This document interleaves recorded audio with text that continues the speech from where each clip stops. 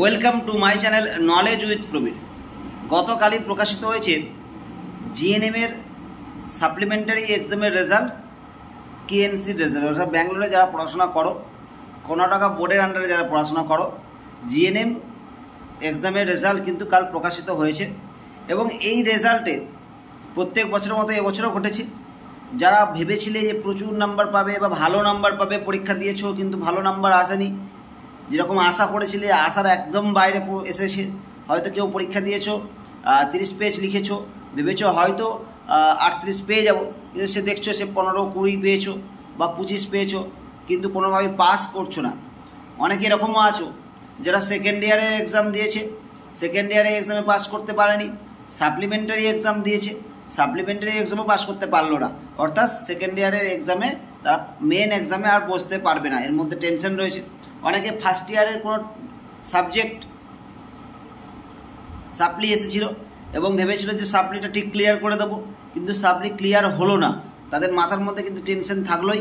এবং বিশেষ করে যারা সেকেন্ড ইয়ার থেকে থার্ড ইয়ারে পড়া অলরেডি শুরু করে দিয়েছে, থার্ড ইয়ারের সাবজেক্টের পড়া চলছে, কিন্তু সেকেন্ড ইয়ার সাবজেক্টগুলো ক্লিয়ার হলো না, তাদের কাছে একটা বিশাল কষ্ট আমি বুঝতে পারছি। তো চেষ্টা করতে হবে। কর্ণাটকায় হয় না এমন কিছু নেই, ব্যাঙ্গালোরে হয় না এমন কিচ্ছু নেই।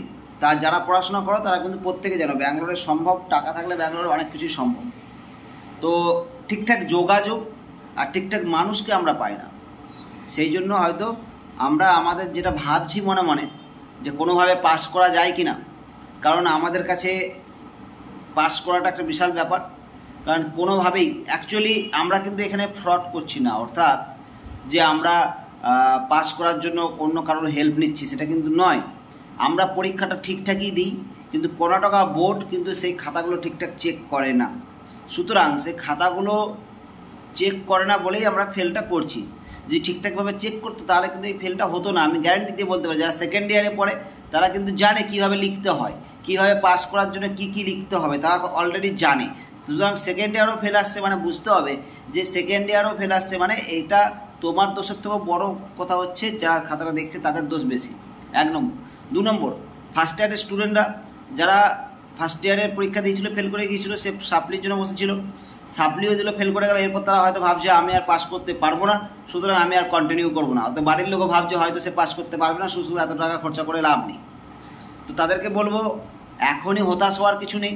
সেকেন্ড ইয়ার স্টুডেন্ট যারা থার্ড ইয়ারে এক্সাম দিতে পারবে না ভাবছো, আর পড়বে না ভাবছো, অন্য কোনো কাজে ঢুকে যাবো ভাবছো, তাদেরকে বলবো এখনই টেনশন করার কিছু নেই। সামনে একটা সুযোগ রয়েছে তোমাদের হাতে, সেটা হচ্ছে রিভিউ করতে দিতে হবে।